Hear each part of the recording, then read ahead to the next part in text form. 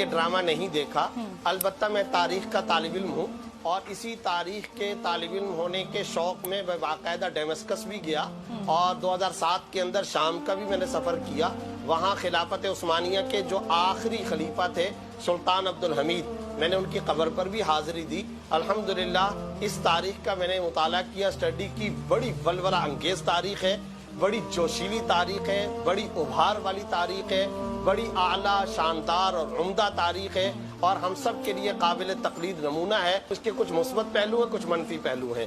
جہاں تک اس کے مثبت پہلو ہیں میں بھی اس کا تذکرہ کر رہا ہوں. قائی قبیلے کا ایک سربراہ، بکریاں چرانے والا، وہ اٹھتا ہے اسلام شریعت دین کے لیے کتنی بڑی قربانی دیتا ہے. اس قربانی کا تذکرہ بار بار ہونا چاہیے. البتہ اس کا ایک منفی پہلو بھی ہے اور وہ منفی پہلو یہ ہے کہ دیکھیں ہمیں ریکارڈ کو اور قرآن و سنت کے ابدی احکام کو مسخ نہیں کرنا ہے.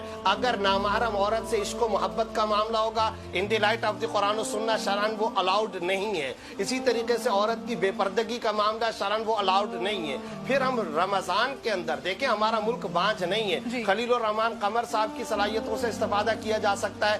علماء ایک زمانے میں ڈیجیٹل تصویر کو حرام کہتے تھے، اب باقاعدہ تحقیق کر کے ڈیجیٹل کیمرے کی تصویر کو حرام نہیں کہا جاتا. لہذا میں یہ سمجھتا ہوں جو قرآن و سنت کی حدود اور لمیٹیشنز ہیں ان لمیٹیشنز کو سامنے رکھتے ہوئے اگر ہمارا ملک بانجھ نہیں، 1857 کی جنگ آزادی پر بھی ہم اچھا کام کر سکتے ہیں. اسی طرح تحریک پاکستان پہ کر سکتے ہیں، تحریک ختم نبوت پہ کر سکتے ہیں.